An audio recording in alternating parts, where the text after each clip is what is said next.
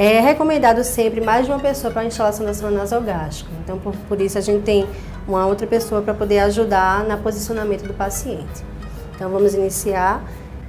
Então, nós fazemos a lubrificação da sonda com gel hidrossolúvel, gás em questão lidocaína em gel, e se faz a introdução à sonda paralela ao septo nasal. Em determinado momento, você pode sentir uma resistência quando ela começa a passar pela orofaringe. Então, pode ser feita a flexão da cabeça da criança para frente a fim de passar com mais facilidade. Após a introdução da sonda e a chegada na marcação indicada, nós vamos proceder com a fixação. Pode ser feita uma limpeza com álcool a 70 ou então qualquer outro produto que possa retirar mais a oleosidade da pele da criança para ajudar na fixação. Existem várias formas de fixar, então a mais indicada é que seja da forma lateral e outra fixação também pode ser feita na parte superior do nariz, portanto que não haja nenhuma atração na própria asa do nariz para poder não levar nenhum tipo de lesão. Quando fez a instalação e a fixação da sonda, nós vamos proceder agora com a confirmação do posicionamento adequado da sonda. Então, que os guidelines, os consensos, eles referem que existem vários tipos de parâmetros. Existe o padrão ouro, que é o próprio raio-x, mas no caso de uma criança, por exemplo, que precisa ser feita a troca da sonda a cada 3 a 5 dias, o risco de submeter essa criança à radiação periódica é muito elevado. Então, por isso, a gente pode lançar mão de outros parâmetros para poder confirmar essa sonda. Então, dentre eles, o aspirado gástrico.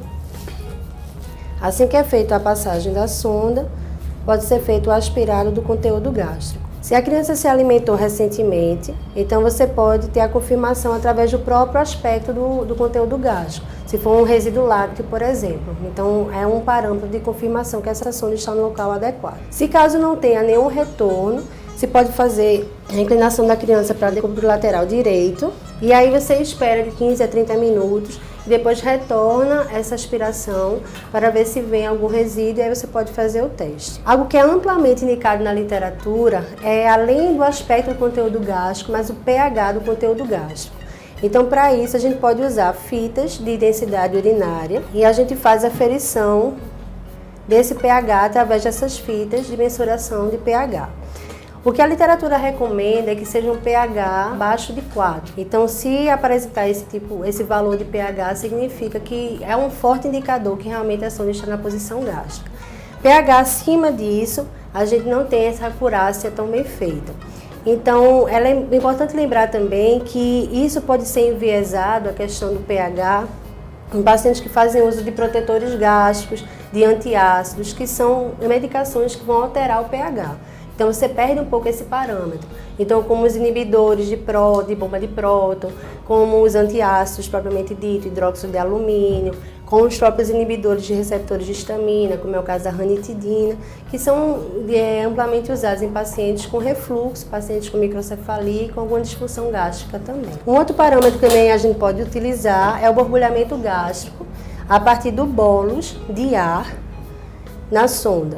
Então, a gente faz a ausculta abaixo do apêndice tifoide e é estilado o ar de uma forma abrupta, e aí se consegue auscultar o ruído do borbulhamento gástrico. É um outro parâmetro que também a gente pode lançar a mão. O outro parâmetro, o quinto parâmetro, que também é bem difundido, é a própria mensuração que a gente fez no começo, né? Então, da ponta do nariz ao lobo da orelha e o ponto médio entre o apêndice tifoide e a cicatriz umbilical é um outro parâmetro. O que os consensos recomendam é que a gente deve usar mais de um parâmetro para poder confirmar essa sonda. O raio-x, como eu já falei, que é o padrão ouro, e em caso de qualquer dúvida, discutir com o médico da unidade sobre esse posicionamento adequado da sonda. A sonda adequadamente instalada, o que é que a gente tem que fazer? A gente agora tem que avaliar novamente os sinais vitais da criança, o padrão respiratório, né, a frequência respiratória, a frequência cardíaca. A gente sabe que imediatamente após a instalação pode haver um desconforto, né, porque é um dispositivo novo. Então a gente espera a criança se acalmar, meia hora, 40 minutos, e depois faz essa reavaliação e ver como é que está o estado da criança. Se ela conseguiu se adaptar a essa sonda, se ela não tem um padrão de êmese repetido, então a gente pode fazer esse tipo de avaliação também. Algo que é super importante é a gente orientar a família em relação à administração da dieta e à administração de medicações, né, que na verdade é o grande uso da sonda. Então, para isso, a gente lança a mão de alguns materiais, que é o frasco Diet, junto com a equipe de dieta, para proceder. Então, a gente orienta a família, sempre antes de administrar a dieta, fazer a aspiração do conteúdo gástrico, para ver como é que está, se esse paciente está conseguindo realmente fazer a digestão adequada dessa alimentação. Então, a gente faz primeiramente o teste, e isso também nos ajuda a testar o adequado posicionamento da sonda, porque a sonda pode se deslocar, né, durante a mobilidade do paciente, a própria manipulação de banho que a família dá. Então, se vem algum retorno, então já dá para a gente um sinal positivo de que a sonda realmente está na posição adequada. Esse retorno ele deve ser sempre mensurado pela família, né? A família deve observar o aspecto desse retorno. Lembrando que se for um retorno acima de 1/4 do que o volume da dieta, essa dieta não deve ser administrada naquele momento. Então deve se esperar mais ou menos uns 40 minutos de 1 hora, para que a família faça de novo essa aspiração desse conteúdo e veja o volume de retorno, a fim de que a gente não possa distender demais o abdômen dessa criança. E aí, feito esse procedimento, confirmado que está na posição correta, a gente procede com a instalação, que vem do frasco Diet, conecta ao equipo, se retira todo o ar, né, do equipo e aí instala na criança. A dieta deve ser administrada numa velocidade de 15 a 30 minutos, certo? Então, esse gotejamento a gente pode orientar a família como deve ser feito, a fim de não estender, nem levar nenhum quadro de vômito, nem outro tipo de complicação. E sempre deixar o paciente também nessa posição, uma posição semi-Fowler, né, uma posição, então o próprio Fowler é uma posição sentada, a fim de que possa ajudar nessa digestão. Terminado a dieta, então algo que é imprescindível é a lavagem da sonda, a fim de evitar a obstrução da mesma. Então a lavagem da sonda é feita com água filtrada. E uma pergunta que é muito feita é qual é o volume que a gente faz essa lavagem. Então, se não tem no fabricante na sonda, então você pode fazer uma testagem antes. Então, antes de instalar a sonda, você pode fazer a instilação de soro fisiológico de água e ver qual é o volume dessa sonda. O que é recomendado é fazer a lavagem 2 vezes o volume que você utilizou para preencher a sonda. E aí, isso é feita a lavagem. E aí foi feita a administração da dieta. Esse mesmo procedimento é feito para a administração de medicação.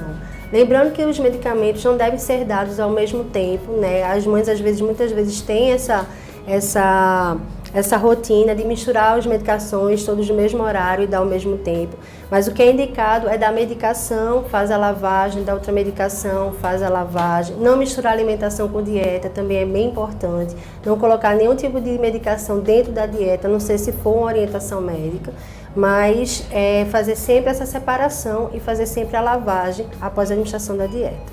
Então agora nós vamos demonstrar como é feito a limpeza da gastrostomia, que é outro dispositivo que também é amplamente usado em pacientes com disfagia. Aí a gente vai orientar a família a sempre lavar as mãos antes de fazer essa limpeza. E a limpeza é feita de forma muito simples. Então se faz em casa, com água morna e com o próprio sabão. Sempre faz essa limpeza de uma forma circular e depois você procede com a secagem e sempre orientar a família a deixar esse orifício, esse ósseo aberto, sem a presença de curativo. E aí se faz a fixação, a orientação é deixar um pouco tracionada, se faz uma leve tração e a fixação. A localização lateral fica muito de acordo com a família. Então, depende da posição da criança no berço, então a família pode lateralizar ou para o lado direito ou para o lado esquerdo, não existe uma padronização.